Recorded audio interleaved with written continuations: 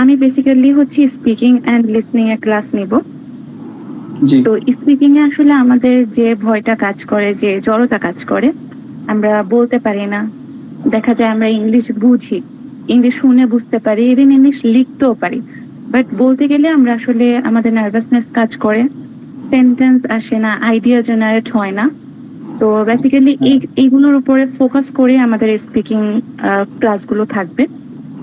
G and আইএলসে কিন্তু আসলে যদি স্পিকিং অ্যান্ড লিসেনিং এই দুইটা পার্ট, আমি মনে করি যে এই দুইটা পার্ট ইজি। কারণ হচ্ছে রিডিং এ আপনার ক্রিটিক্যাল থিঙ্কিং ইউজ করতে হয় অ্যান্সার গুলো নিয়ে আসার জন্য, রাইটিং এও সেম ক্রিটিক্যাল থিঙ্কিং ইউজ করতে হয়। বাট লিসনিং অ্যান্ড স্পিকিং আমার পয়েন্ট অফ ভিউতে এটা ইজি। কারণ হচ্ছে যদি আপনি একটু বলতে পারেন, আপনি যদি বলতে পারেন, গুছায় বলতে পারেন কথা, দেন আপনার কিন্তু মার্ক চলে আসবে। লিসনিংটাও সেম, আপনার যদি শোনার অভ্যাস তৈরি করতে পারেন, আপনি যদি এক নাগারে ইংলিশ শুনে বুঝতে পারেন, তাহলে কিন্তু লিসনিং এও আসলে অত একটা টাফ না মার্কটা নিয়ে আসা। দেখা যায় পার্ট 1 এন্ড পার্ট 4 এ, লিসনিং এর পার্ট 1 এন্ড পার্ট 4 এ কিন্তু ফিলিং দ্য গ্যাপস থাকে। তো ওখানে কিন্তু অলরেডি 10-20 মার্কস অলরেডি চলে আসে। বাকি রইল পার্ট 2 এন্ড পার্ট 3। সো এখান থেকে যদি আরো কিছু মার্ক আমরা নিয়ে আসতে পারি, তাহলে কিন্তু 6.5 ক্রস করা ইজি। সেক্ষেত্রে কিন্তু প্র্যাকটিস, লিসনিং অ্যান্ড স্পিকিং এই দুইটা জিনিসই কিন্তু প্র্যাকটিসের উপর ডিপেন্ড করতেছে, যে আপনি কতটুকু এফোর্ট দিচ্ছেন অ্যান্ড কতটুকু প্র্যাকটিস করছেন। সাপোজ একজন যে নেটিভ স্পিকার থাকবে বা যে স্পিকিং অনেক ভালো, সাপোজ আইএলটিএস স্পিকিং হয়তো 8 পাওয়া একজন স্টুডেন্ট, অনেক স্পিকিং এ ভালো, সেও যদি দেখা গেল যে এক নাগারে 1-2 মাস স্পিকিং এর প্র্যাকটিস না থাকে, সে কিন্তু হঠাৎ করে বলতে পারবে না কথা, তার বেজে যাবে। তো মূলত এটা প্র্যাকটিসের উপরে। তো এই গেল আমার স্পিকিং নিয়ে কথা। আর লিসনিং নিয়ে আমি যেটা বলবো, যে লিসনিং আমরা যত বেশি শোনার অভ্যাস করব, শুধু যে আইএলটিএস এর ক্যামব্রিজ বই সলভ করবো বা কোয়েশ্চেন গুলো সলভ করবো সিলেবাসের মধ্যে, এমন না। এর বাহিরেও আমরা যত হচ্ছে ইংলিশটা শুনবো, শুনে অভ্যস্ত হব, বিশেষ করে ব্রিটিশ অ্যাকসেন্ট, যেহেতু আইএলটিএস এর সম্পূর্ণ সবকিছু ব্রিটিশ অ্যাকসেন্টে আসে, ওদের লিসনিংটাও ব্রিটিশ অ্যাকসেন্টে হয়ে থাকে। তো সেক্ষেত্রে কিন্তু এই যে ব্রিটিশ অ্যাকসেন্টের লিসনিংটা যত আমরা শুনবো, অডিও শুনবো, এটা কিন্তু আমাদের লিসনিং এ অনেক হেল্প করবে। কারণ ওরা অনেক সময় স্পিড ফাস্ট করে দেয়, অনেক সময় অনেক ফাস্ট কথা বলে। আমার একটা প্রশ্ন ছিল যে এই স্পিকিং এর ক্ষেত্রে কি অ্যাকসেন্টটা খুব একটা বেশি ম্যাটার করে? না না না, স্পিকিং এর ক্ষেত্রে আপনি ন্যাচারালি কথা বলেন, ইটস ওকে। আচ্ছা, আপনি আপনার স্পিকিং আপনি যেভাবে দেন, কারণ ওরাও জানে যে আমরা এশিয়ান, আমাদের অ্যাকসেন্ট ওদের মতো কখনোই হবে না। আমেরিকান অ্যাকসেন্টও আমরা ফলো করতে পারবো না হুবহু, বা ব্রিটিশ অ্যাকসেন্ট আমরা হুবহু ফলো করতে পারবো না। আপনি যদি ন্যাচারালি বলতে পারেন, ইটস ওকে, ইটস ইনাফ। আপনি আপনার স্পিকিংটা এমন হতে হবে, জাস্ট আপনার, ওরা কিন্তু অবশ্যই আপনার উচ্চারণ আপনি কিভাবে করতেছেন, প্রোনাউন্সিয়েশন কিভাবে করতেছেন, আপনি স্ট্রেস কোথায় দিচ্ছেন, স্ট্রেন কোথায় দিচ্ছেন, এগুলো ফলো করে। তো আমাদের মেইন প্রথমে যে কাজটা থাকবে, সেটা হচ্ছে আমাদের ন্যাচারাল যে স্পিকিং এর ফ্লোটা, এটা ভিতর থেকে নিয়ে আসা। কারণ প্রথমত আমাদের তো জড়তাটা কাটাতে হবে, তাই না? জড়তা কাটিয়ে তারপরে হচ্ছে আমরা বাকি টার্মস অ্যান্ড টার্মস বা রুলস গুলো আমরা ফলো করব। প্রথমত ন্যাচারাল স্পিকিংটা নিয়ে আসতে হবে, তারপর আস্তে আস্তে প্র্যাকটিস করতে করতে যে স্ট্রেন কোথায় দিতে হচ্ছে, স্ট্রেস কোথায় দিতে হচ্ছে, কোন ওয়ার্ডের প্রোনাউন্সিয়েশনটা কেমন হবে, এটা পরবর্তী টার্ম। আচ্ছা, আচ্ছা, কাইন্ডলি একটু মিউট করে দিবেন। আচ্ছা।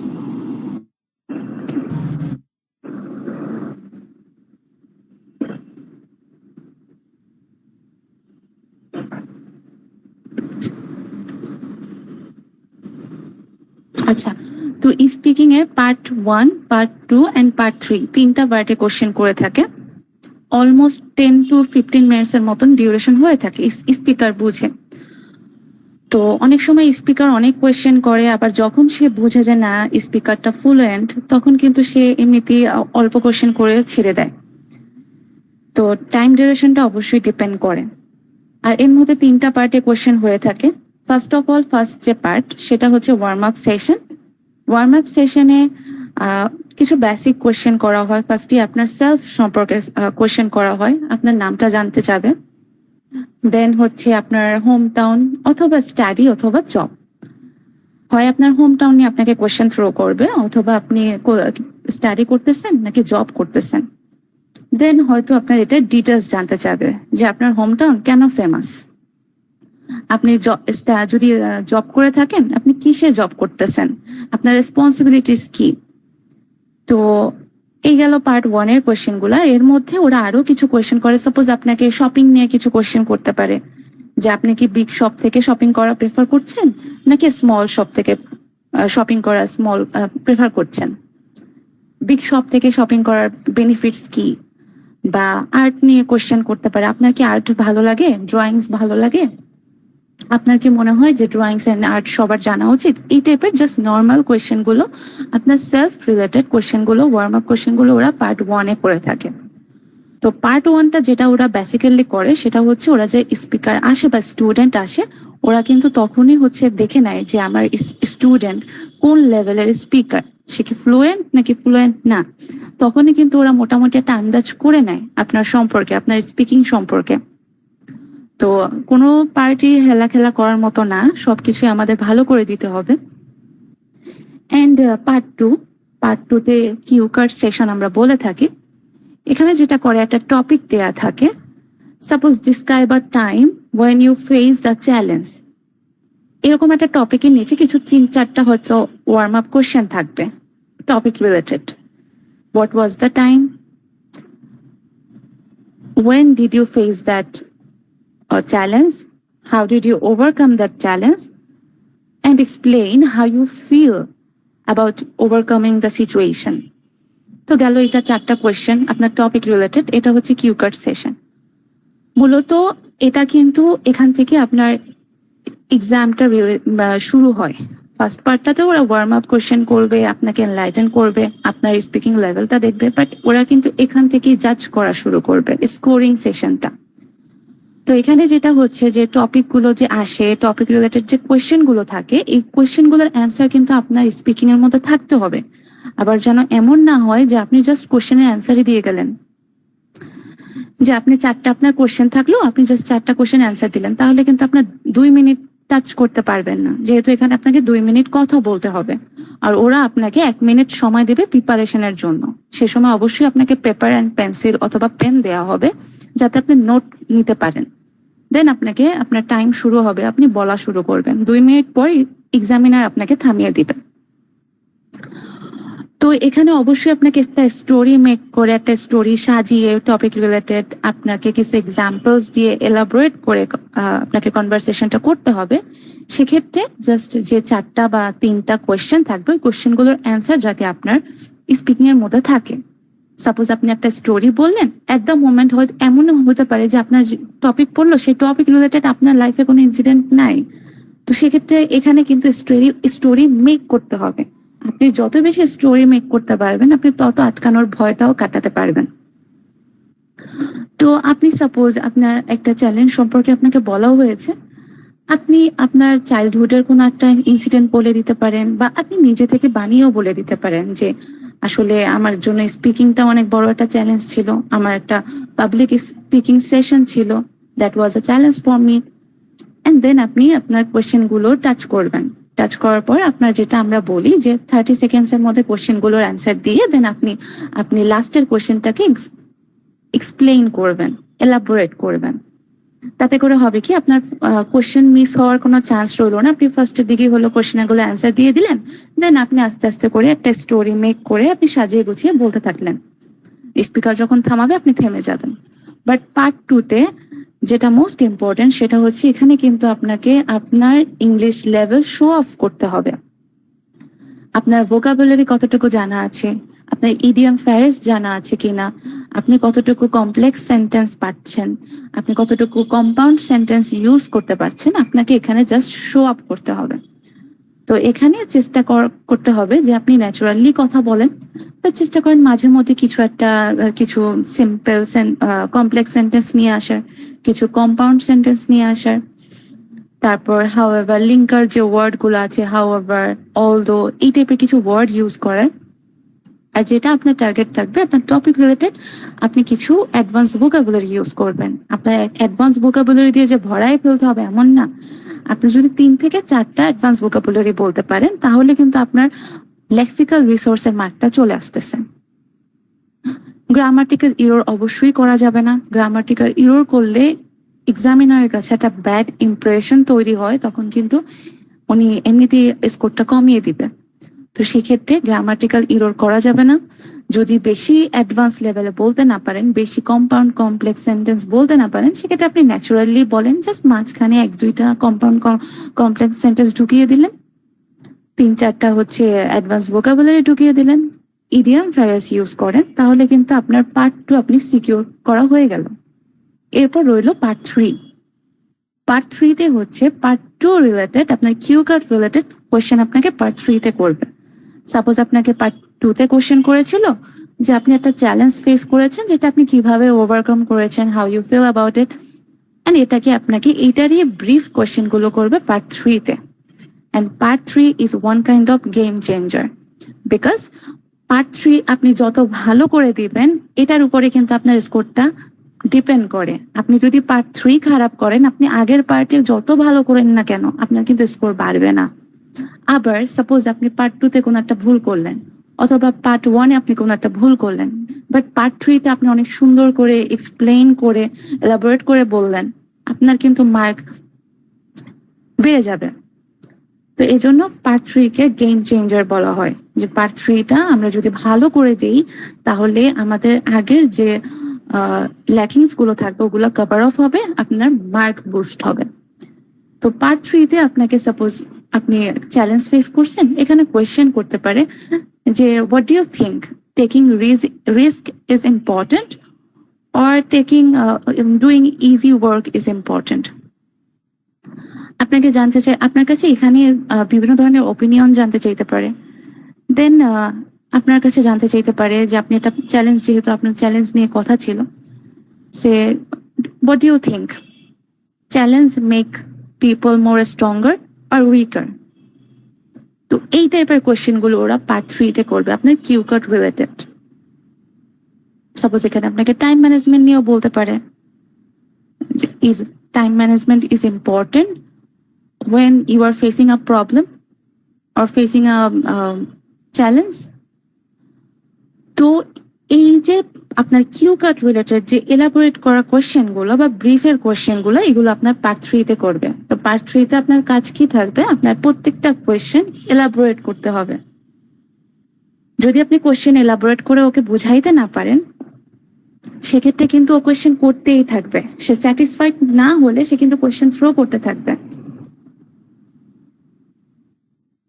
তো আপনার যেটা কাজ থাকবে, আপনি পার্ট 3-তে এমন ভাবে এলাবোরেট করে বলবেন যাতে করে এক্সামিনার স্যাটিসফাইড হয়ে যায়, এন্ড সে যখন সে স্যাটিসফাইড হয়ে যাবে তখন সে অল্প কিছু কোয়েশ্চেন করে আপনাকে ছেড়ে দিবে। এন্ড পার্ট 3-তে আমি বলি যে আপনারা 4 থেকে 5 সেন্টেন্স অ্যান্সার করবেন। প্রতিটা কোয়েশ্চেন 4 থেকে 5 সেন্টেন্স অ্যান্সার করবেন। ফার্স্টে আপনি একটা ডিরেক্ট অ্যান্সার দিলেন, এরপর আপনি একটু এক্সপ্লেইন করলেন, এন্ড মাস্ট বি এক্সাম্পল দিতেই হবে, সেটা পার্ট 2 হোক কিংবা পার্ট 3 হোক। আপনি যত বেশি এক্সাম্পল দিয়ে ওকে বুঝিয়ে বলবেন, ও কিন্তু তত খুশি হয়ে আপনার মার্কটা দিবে। বিষয়টা এরকমই। সাপোজ আপনাকে কোয়েশ্চেন করলো যে আপনার কি মনে হয় রিস্ক নেওয়া উচিত কি নাকি রিস্ক নেওয়া উচিত না, আপনি এখানে এক্সাম্পল দিয়ে বললেন, আপনার সেলফ থেকে এক্সাম্পল নিয়ে বললেন যে আমি আমার লাইফে অনেক রিস্ক নিয়েছি and I proud of myself because it help me to develop myself. এই যে রিস্ক নেওয়ার যে একটা বেনিফিট আপনি নিজেই এটা পেয়েছেন, আপনি একটা এক্সাম্পল দিয়ে বললেন, অথবা আপনি এমন একটা এক্সাম্পল দিলেন যে আমি অমুক একটা আর্টিকেল পড়েছিলাম, সেই আর্টিকেলের মধ্যে ওরা হচ্ছে এগুলা লেখা ছিল, এই রিলেটেড কথা ছিল। দ্যাট মিনস এই আপনাকে যে কোয়েশ্চেনটা করা হবে, ওপিনিয়নটা জানতে হবে, এইটাই রাইট। অ্যান্ড স্পিকিং এর ক্ষেত্রে মোস্ট ইম্পর্টেন্ট পয়েন্ট হচ্ছে আপনি যা বলবেন ওইটাই রাইট। আপনাকে কেউ জাজ করবে না, আপনি কি বলতেছেন, সত্যি বলতেছেন নাকি মিথ্যা বলতেছেন, কেউ আপনাকে জাজ করবে না। ওরা দেখতে যাবে না যে আসলে ওই রকম সিনারিও আছে কিনা, ওরা জাস্ট আপনার স্পিকিং দেখবে, আপনার স্পিকিং লেভেল দেখবে। অবশ্যই টপিকের মধ্যে থেকে কথা বলতে হবে, বাট সেক্ষেত্রে যে এইটা বলবো কিনা, ওইটা বললে ঠিক হবে কিনা, এগুলো চিন্তা করার দরকার নেই। আপনাকে ওখানে দেখাইতে হবে যে আমি যেটা বলতেছি এটাই ঠিক। আপনাকে কনফিডেন্ট থাকতে হবে আপনার অ্যান্সারের প্রতি। তো এই গেল মোটামুটি আমার স্পিকিং এর 3টা পার্টের উপরে একটু short description. Anyone, any question?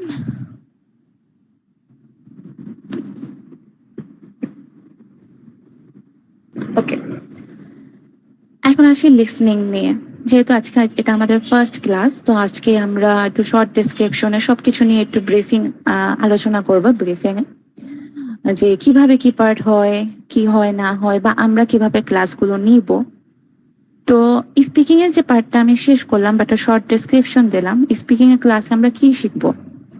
Speaking ক্লাসে যেটা মোস্ট ইম্পর্টেন্ট, প্র্যাকটিস। অনেকেরই এমন থাকে, যেমন আইএলটিএস এর স্পিকিং এর জন্য মোস্ট ইম্পর্টেন্ট ফ্যাক্টর হচ্ছে আপনার একজন স্পিকিং পার্টনার থাকা, যার সাথে আপনি স্পিকিং প্র্যাকটিস করতে পারেন। বাট ডে টু ডে লাইফে আসলে আমাদের এরকম হয়ে ওঠে না কারোর সাথে স্পিকিং প্র্যাকটিস করা। খুব অনেকে ম্যানেজ করতে পারে, অনেকে পারে না। তো এই যে বলার যে একটা ভয় বা জড়তা, এটা মূলত আমরা আমাদের ক্লাসে এটা ওভারকাম করা হবে। সবাইকে প্র্যাকটিস করানো হবে as much as possible. And প্রতিটা পার্টের জন্য টিপস অ্যান্ড ট্রিক্স শেয়ার করা হবে, যাতে করে স্পিকিং এর মার্কটা বুস্ট করা যায়, বেশি পরিমাণে মার্ক নিয়ে আসা যায়। কিভাবে স্কোর ডেভেলপ করা যায়, কিভাবে আপনি আপনার গ্রামাটিক্যাল ইরোরটা ইরেজ করতে পারেন, কিভাবে আপনি লেক্সিক্যাল রিসোর্সটা আপনার স্ট্রং করতে পারেন, এটা করা হবে। অবশ্যই এজন্য আমাদের কিছু সিলেক্টেড টপিক শেয়ার করা হবে, যেগুলো most common and most recent.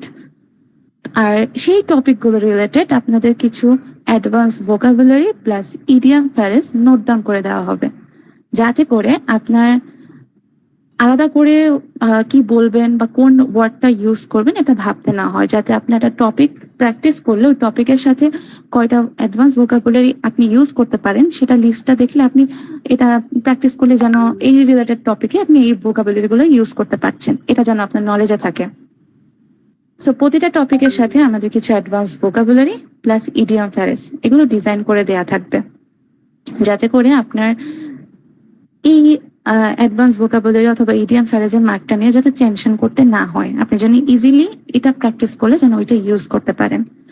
দ্বিতীয় কথা হচ্ছে, আপনাকে প্রতিটা টপিক ওয়াইজ প্র্যাকটিস করানো হবে, কিছু আইডিয়া জেনারেট করে দেওয়া হবে।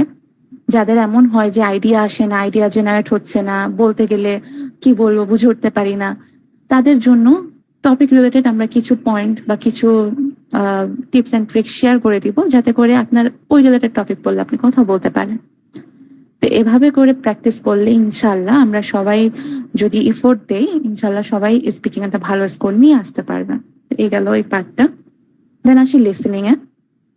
লিসনিং এর 4টা পার্ট থাকে। আমি যেটা আগেই বললাম, পার্ট 1 অ্যান্ড পার্ট 4-এ কিন্তু ফিলিং দ্য গ্যাপস থাকবে।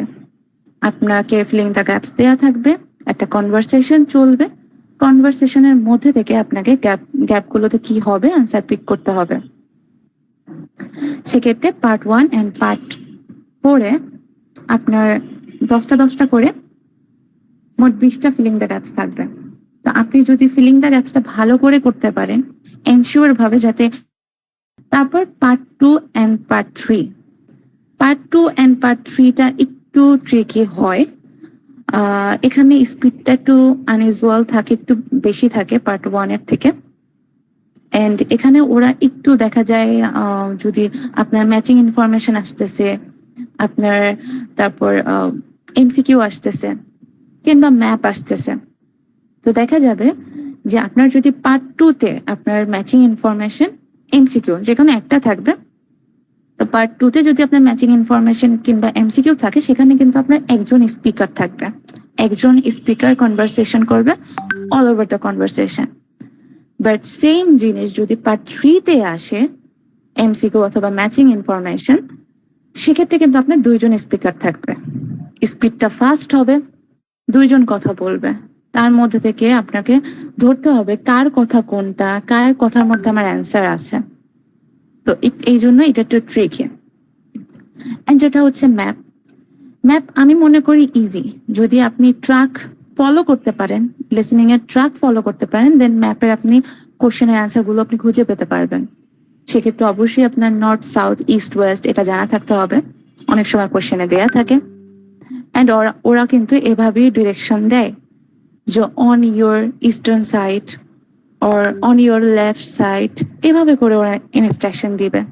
নর্দার্ন ইস্টার্ন সাইড, তো ওইটা জাস্ট আপনাকে পেন্সিল নিয়ে আপনাকে ট্র্যাক ফলো করতে হবে, ওরা কোথায় যাচ্ছে, কোথায় কোন তা আছে। সাপোজ আপনাকে একটা ম্যাপ দিল, সেখানে শপ আছে, রেস্টুরেন্ট আছে, ক্যাফে আছে, আপনাকে বললো যে কোনটা কোথায় আছে।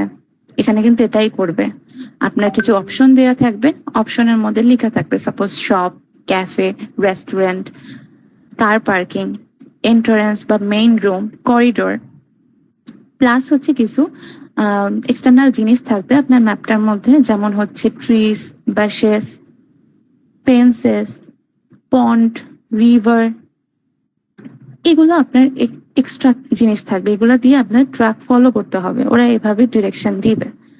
যখন আপনার ক্যাফে কোথায় আছে বলা শুরু করবে, আপনার সাথে সাথে ওদের সাথে ফলো করে যেতে হবে।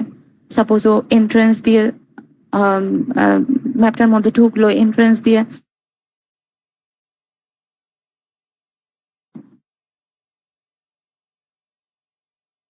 আছেন, ওইখানেই আপনার ক্যাফেটা আপনি খুঁজে পাবেন অন নর্দার্ন ইস্টার্ন সাইড। তখন কিন্তু আপনি দেখবেন যে ওইখানে আপনার অ্যান্সারটা আছে, সেটা এ, ই, বি, যে কোনো একটা অপশন হতে পারে। তো এই গেল ম্যাপের বিষয়টা। দেন হচ্ছে এমসিকিউ। এমসিকিউ তো আমাদের মোটামুটি সবাই জানি যে এমসিকিউটা কিভাবে থাকে, একটা কোয়েশ্চেন দেওয়া থাকবে, সাথে কিছু অপশন থাকবে। তো অপশনগুলো যেটা হবে, যে অপশনগুলো কিন্তু ওরা কনফিউজ করে ফেলবে।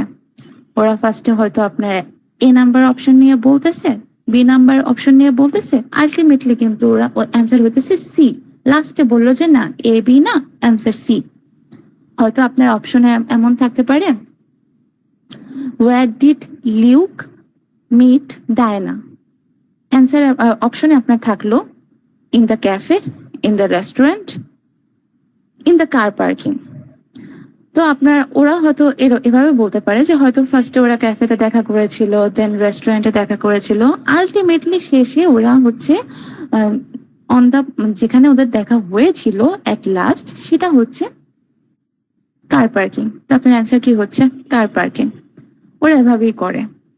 এমসিকিউতে মূলত ওরা কয়েকটা অপশন নিয়ে আলোচনা করে, ওগুলো নেগেটিভ করে দিয়ে আপনাকে একটা অপশন বলবে, আপনাকে জাস্ট ওইটা পিক করতে হবে যাতে আপনি ভুলভাল অপশন পিক না করেন। এক্ষেত্রে অবশ্যই একদম লিসেনিং এর সাথে ট্র্যাক করে চলতে হবে, কি বলতেছে এ টু জেড বুঝতে হবে, শুনতে হবে। ওরা অনেক আননেসেসারি কনভারসেশনও করে, আপনার কোশ্চেনের বাইরে যেও কনভারসেশন করে, ওগুলো আপনার শোনার প্রয়োজন নেই। আপনি জাস্ট কোশ্চেন রিলেটেড কথাবার্তাগুলো শুনবেন। আর লিসনিং এর ক্ষেত্রে যেটা মেইন জিনিস হচ্ছে, সেটা হচ্ছে আমরা কিন্তু ইংলিশ শুনে বুঝতে পারি, বাট আমাদের কারোই এতটুকু প্র্যাকটিস নেই যে আমরা 30-40 মিনিট একটানা শুনতে পারবো।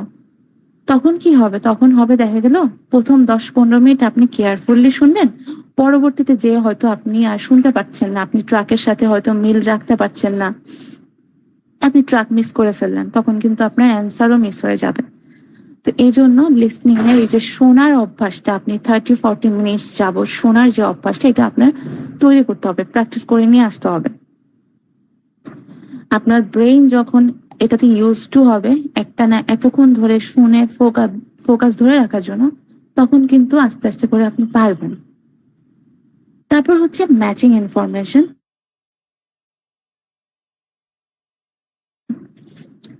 সাপোজ কিছু বার্ডের নাম দেয়া থাকতে পারে, তারপর হচ্ছে ওই রিলেটেড কিছু আবার মানে কিছু কোশ্চেন দেয়া থাকবে, কোশ্চেন রিলেটেড কিছু অপশন দেয়া থাকবে, আপনাকে জাস্ট একটার সাথে একটা মিলাইতে হবে।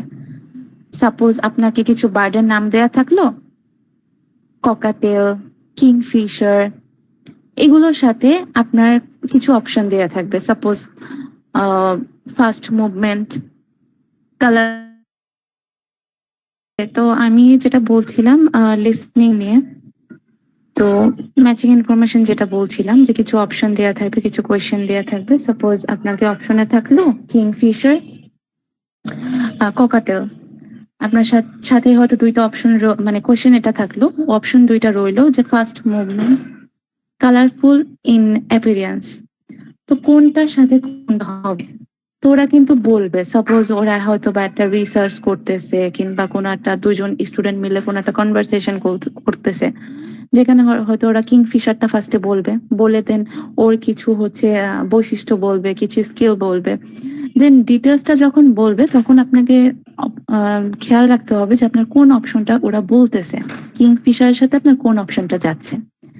এভাবে করেই আসলে আসলে ম্যাচিং ইনফরমেশনটা হয় লিসনিং এ। আর এটা যেটা বললাম, যদি পার্ট 2 তে পড়ে তাহলে একজন স্পিকার থাকবে, এন্ড পার্ট 3 তে যদি পড়ে তাহলে দুইজন স্পিকার থাকবে, আর স্পিকটা একটু ফাস্ট হবে। তো এই গেল মোটামুটি লিসনিং এর পার্ট গুলো। এখন আমাদের ক্লাসে যেটা হবে, আমরা প্রতিটা পার্টের জন্য আলাদা করে ক্লাস নিব, প্রতিটা পার্টের জন্য টিপস এন্ড ট্রিক্স শেয়ার করে দিব, প্র্যাকটিস করাবো ক্লাসের মধ্যে। কারো কোথায় প্রবলেম হলে সেটা তো অবশ্যই আমরা দেখবো। এন্ড যেভাবে করে আমরা টিপস এন্ড ট্রিক্স গুলো শেয়ার করব, তাতে করে যাতে লিসনিংটা ইজিলি ক্যাচ করা যায়, ইজিলি অপশনটা ক্যাচ করা যায়, এভাবে করে আমরা করব। তো এই গেল মোটামুটি আমার স্পিকিং অ্যান্ড লিসনিং নিয়ে শর্ট প্রেসক্রিপশন। অ্যান্ড খুব শিখে আমরা সবার এফোর্টে আমরা ভালো একটা স্কোর নিয়ে আসতে পারবো। কাফি ভাইয়া। ওয়ালাইকুম আসসালাম। তুমি কি হচ্ছে আইএলটিএস স্টার্ট করছো বা হচ্ছে ক্যামব্রিজ বইগুলো কিনছো বা দেখছো রিডিং এ কেমন আসে question pattern?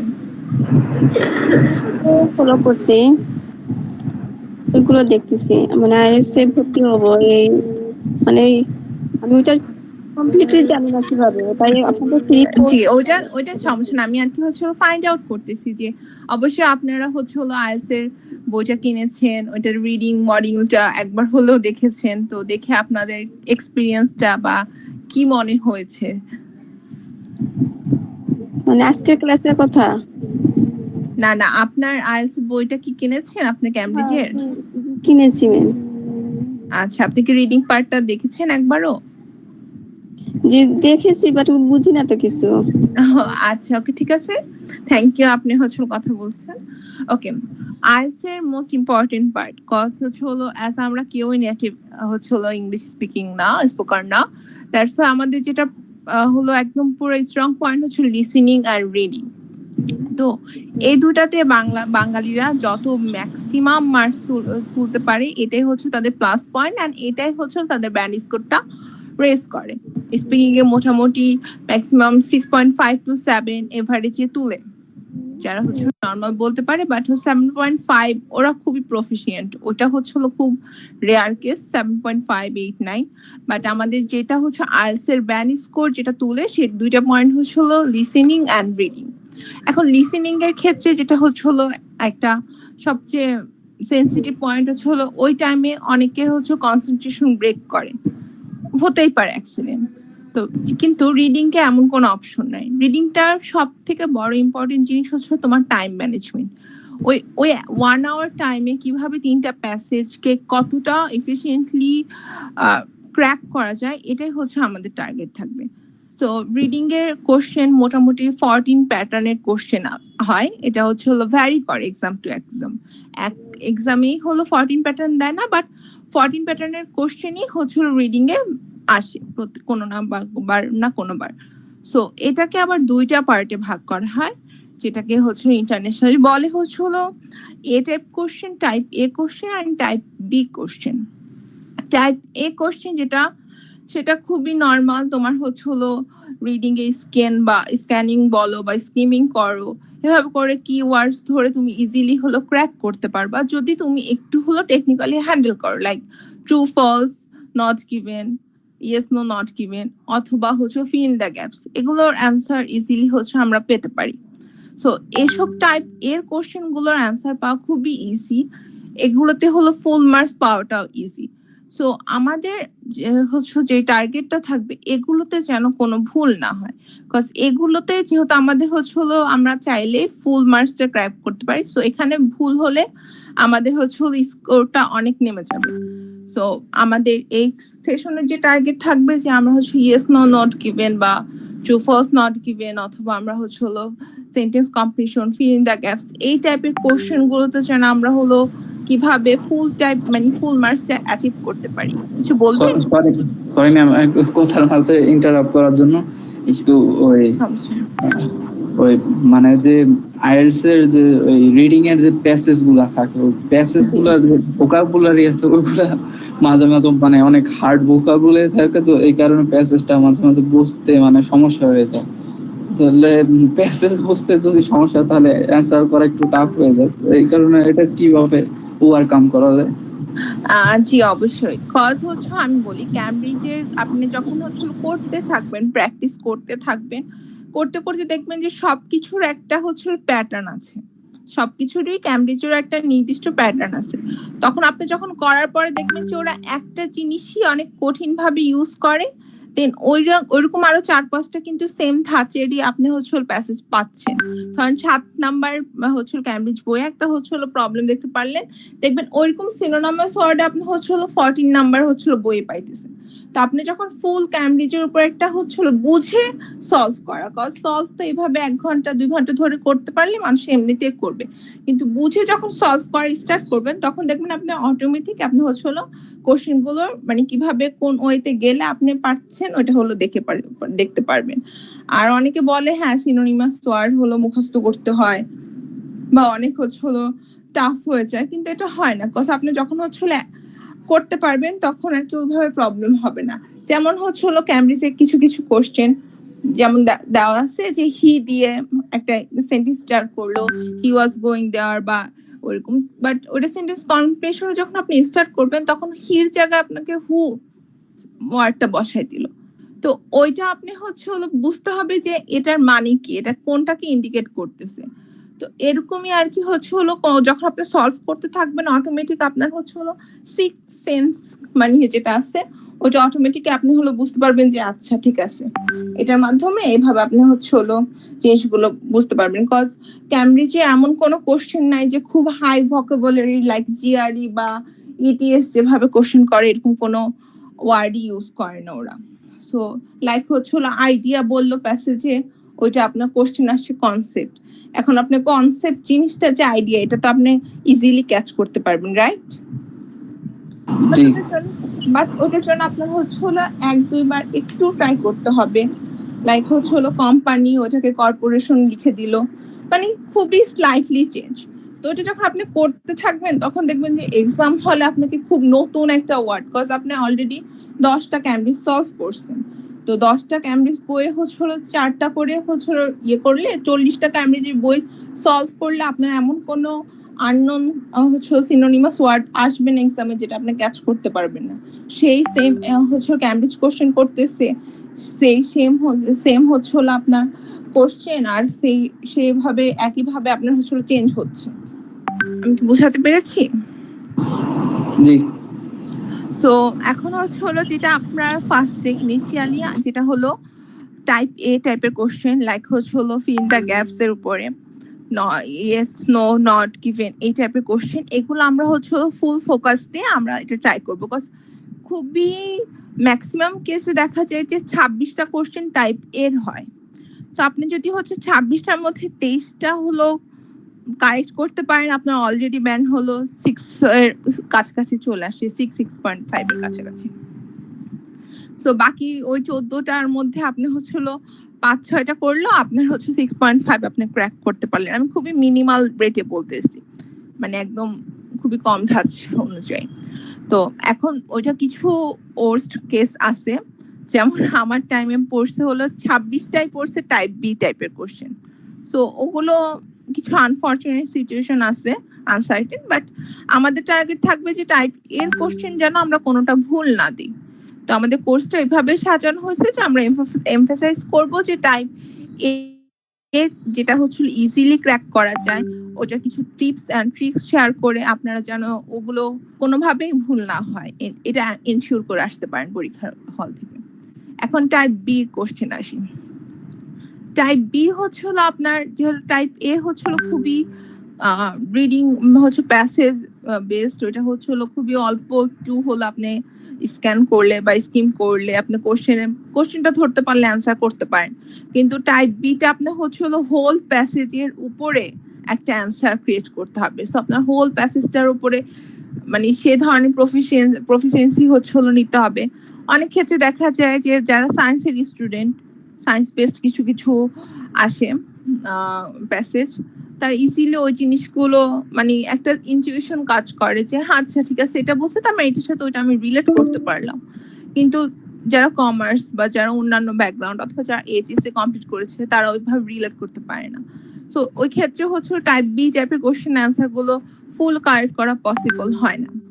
In that case আমাদের হচ্ছে হলো প্যাসেজ বুঝে ওটা কিভাবে আমরা ক্র্যাক করতে পারবো, লাইক আমরা হচ্ছে হলো পুরা হোল প্যাসেজ জন্য আমরা 3টা হোল প্যাসেজ পড়তে যাই, আমার ইট tax up too much time. তো ওই টাইমে আমরা হচ্ছে হলো কোনোভাবে 1 আওয়ার এগুলো শেষ করে তারপর এগুলোর অ্যান্সার দিতে পারবো না। তো এই ক্ষেত্রে আমরা হচ্ছে প্যাসেজের কতটুক পড়বো, কোন প্যারাটা পড়বো, কিভাবে পড়বো, কোথায় আমি অ্যান্সার পাবো, লাইক আমার হচ্ছে হলো কখন ম্যাচিং ইনফরমেশন আসলে আমি কি হচ্ছে হলো ফুল প্যাসেজটা পড়তে হবে নাকি আমার কিওয়ার্ড খুঁজতে হবে, কখন আমার কিওয়ার্ড খুঁজতে হবে, কখন আমার স্ক্যান করতে হবে, কখন স্কিম করতে হবে। এই সব যে tips and tricks, time management করা, আমার অ্যান্সারটা আমি কিভাবে পাবো, কোনটার জন্য আমি জিস্ট কিভাবে পাবো। দেখা যায় অনেক ক্ষেত্রে হলো একটা কোশ্চেনের দেখা যায় যে অমুক প্যারাতে তোমার কেমন লেখা আছে যেটা আসে রিডিং এ, তো ওইটা ক্ষেত্রে জিসটা দেখা যায় সেকেন্ড বা থার্ড লাইন বা মিডল লাইনে পাওয়া যায়, অনেক ক্ষেত্রে লাস্ট লাইনে পাওয়া যায়, আবার অনেক ক্ষেত্রে হচ্ছে সামারি কমপ্লেনশন বা হচ্ছে টাইটেল দিতে বলে এই প্যাসেজে, ওইটা কিভাবে পাবো। এই সব কিছু আমরা হলো এইসব ক্লাসে করব এবং প্রত্যেকটা জিনিসই আমি হলো আলাদা আলাদা ভাবে আপনাদের হলো গাইড করবো। লাইক আমি হচ্ছে প্রথমে টাইপ এটাকে হচ্ছে ইমপ্রুভ করার পর টাইপ বি তে যাবো, এন্ড ওইটা কিভাবে আপনার শর্টেস্ট ওয়েতে কমপ্লিট করতে পারেন। এন্ড দেন আমি আপনাদের অনেকগুলো অ্যাসাইনমেন্ট দিব, কজ আমি দেখা যাক গেল আপনাদের সাথে একটা ক্লাসে একটা ক্যামব্রিজের বইয়ের একটা প্যাসেজ পুরাটা সলভ করলাম, মানে একটা পুরা টাস্ক সলভ করলাম 3টা প্যাসেজ, এন্ড দেন আপনারা হচ্ছে বাকি 3টা প্যাসেজ আমি আপনাদের হচ্ছে অ্যাসাইনমেন্ট দিলাম, ওটার উপর আপনার প্রবলেম গুলো নিয়ে এসে আমাকে দিলে আমি ওটার উপর আপনাকে একটা ফিডব্যাক দিতে পারবো। ওকে, সো এটা হচ্ছে আমাদের রিডিং এর কাজ।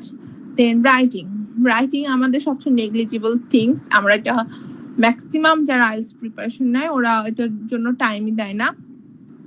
ইন দ্যাট কেস মানুষ ভাবে যে হ্যাঁ রাইটিং লিখলেই তো 6-6.5 পাওয়া যায়, কিন্তু না, লিখলেই 6-6.5 পাওয়া যায় না। এটার জন্য অনেকেরই দেখা যায় সবগুলোতে ভালো হলো রাইটিং এর 5.5 চলে আসছে, তার মানে কি নো ব্যান লেস দেন 6 হয় নাই, তো ওই ক্ষেত্রে হচ্ছে অ্যাডমিশন পাওয়াটা টাফ হয়ে যায়। তো রাইটিং এর ক্ষেত্রে 4টা স্টেজের উপরে হচ্ছে হলো ক্রাইটেরিয়ার উপরে নাম্বারিং করে।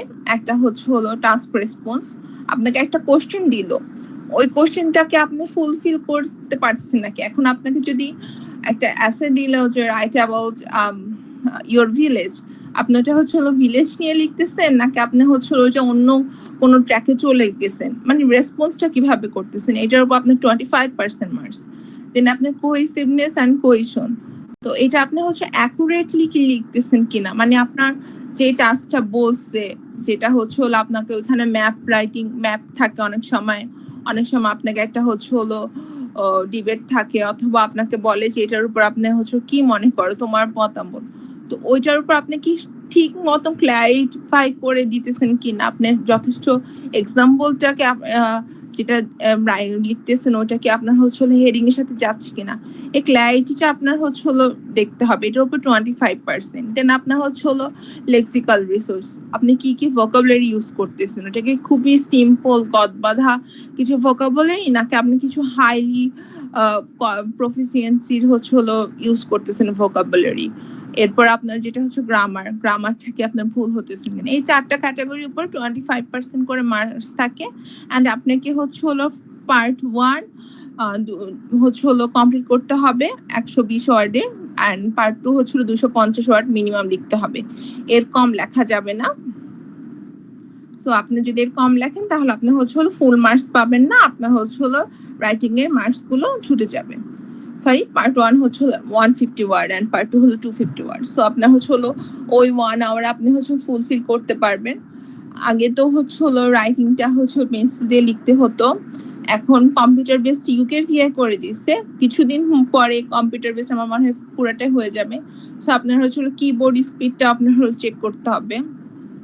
এই সব কিছুই রাইটিং এর উপর আপনাদের হচ্ছে একটা মানে কয়েকটা সেশন থাকবে এবং আপনাদের হচ্ছে হলো অ্যাসাইনমেন্ট দেওয়া হবে, ওগুলো সাবমিট করার পর আপনাকে ওদের 1-to-1 আমরা হচ্ছে হলো ফিডব্যাক দিয়ে দিব যে আপনাদের কোন সাইটটা আপনাকে ইমপ্রুভ করতে হবে। তো কয়েকটা আপনি যদি হচ্ছে স্যাম্পল অ্যান্সার আপনি রেডি করে আমাকে দেন, কয়েকটা আমি যদি মডিফাই করে আপনার ভুলগুলো ধরে দিই, কজ লিখতে আমরা সবাই পারি, ইংলিশে লিখতে গেলে আমরা হচ্ছে অনেকক্ষণ ধরে লিখতে পারি, কিন্তু আমাদের 4টা ক্যাটাগরিতে আমাদের হচ্ছে হলো পার্টিসিপেট করতেছি কিনা, আমাদের হচ্ছে রাইটিং যাচ্ছে কিনা, এটার উপরে হচ্ছে আপনার ফুল মার্কস ডিপেন্ড করে। সো এটাই হচ্ছে আপনার হোল আইএলটিএস এর একটা আমাদের সামারি।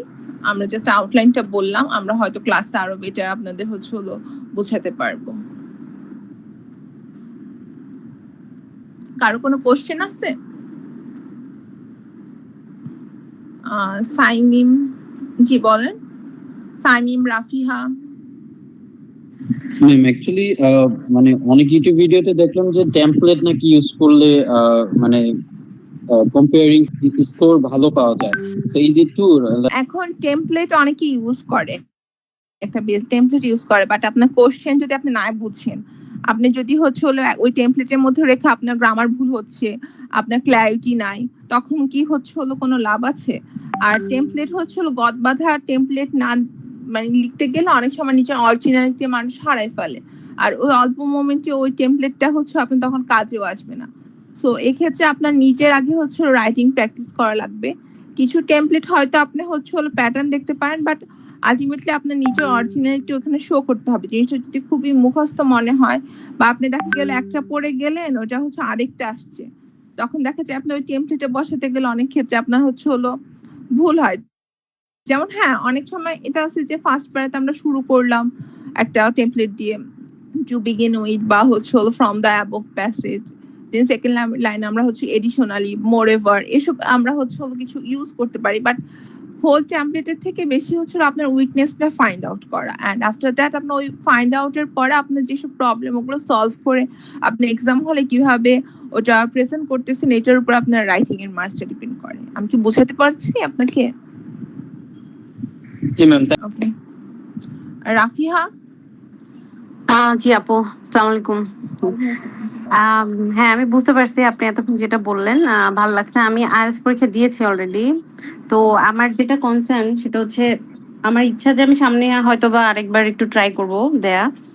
তো আমার যেখানে আসলে একটু কম আসছে সেটা হচ্ছে লিসেনিং এ আমি যেটা ভুল করছি, আমার কিছু মানে বেশ কিছু স্পেলিং মিস্টেক হয়েছে। সো আপনি যদিও বা লিসেনিং পার্টটা দেখতেছেন না, তারপরও আমি জিজ্ঞেস করতেছি যে আসলে এটার জন্য আমি কি করতে পারি। আর অ্যাডভান্স আমি যেটা রিডিংটা দিয়েছি আমার ওখানে 6.5 আসছে।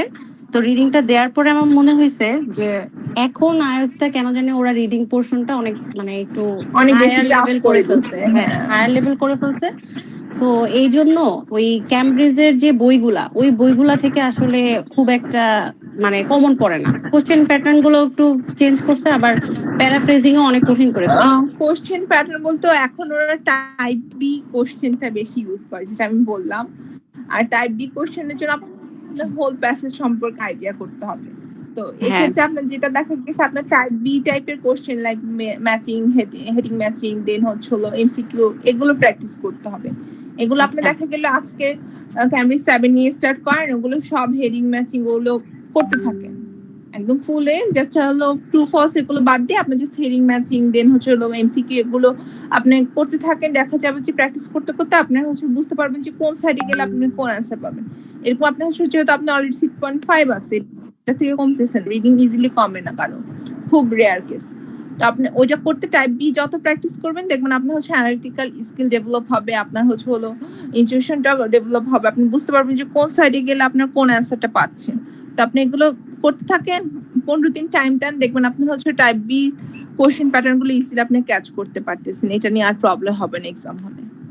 আচ্ছা, আমার যেটা আরেকটা কোশ্চেন ছিল সেটা হচ্ছে আসলে অ্যাডভান্স লেভেলের কিছু বই, যেমন একটা গাইডলাইন আছে ওদের, বাট এরকম আরো কিছু বই সাজেস্ট করতে পারেন কিনা আপনি? অনেকগুলো আছে বই।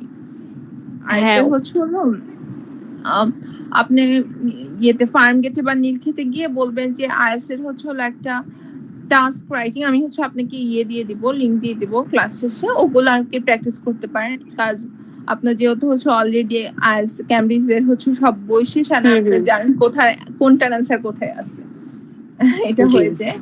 তো আপনি ওইটা গুলো প্র্যাকটিস করতে পারেন।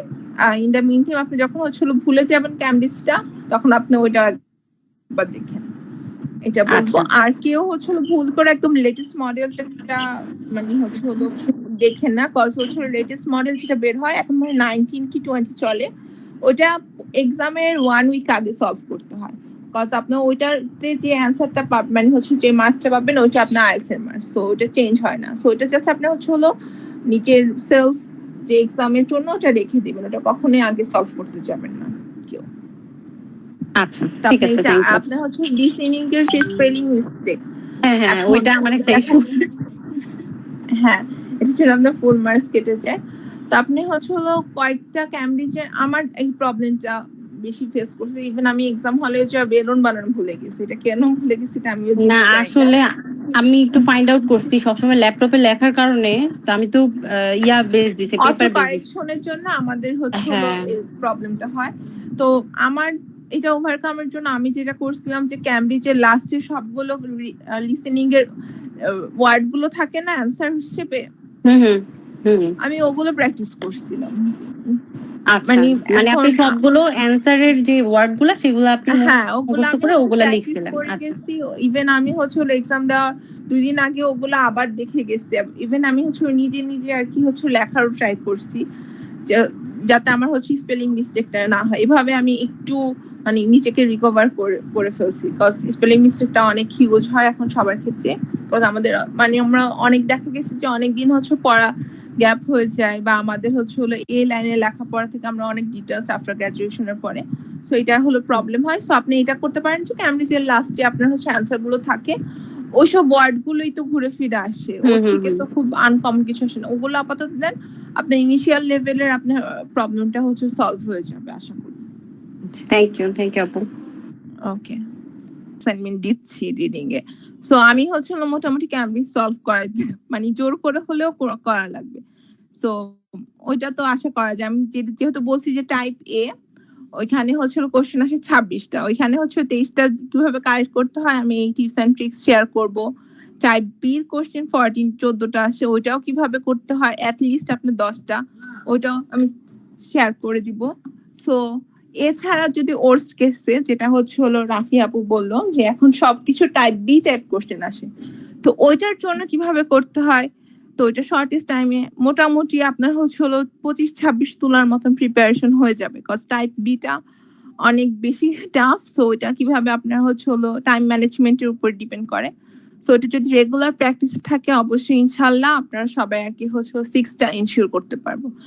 আর রাইটিংটা ওইটা আপনারা হচ্ছে স্টার্ট করেন ইনশাল্লাহ, ওইখানে হচ্ছে অল্প আপনি যদি 4টা স্টেপ মানে সে টাচ করে যান, এন্ড আপনি যদি মিনিমাম রাইটিং এর যে হচ্ছে ওয়ার্ড যেমন হচ্ছে পার্ট 1-এ 150 এবং পার্ট 2-তে 250 এটাও লিখে যান, তাহলে আপনাকে মোটামুটি 6-6.5 দিয়ে দিবে। সো এটা আর কি প্রবলেম হওয়ার কথা না কারো।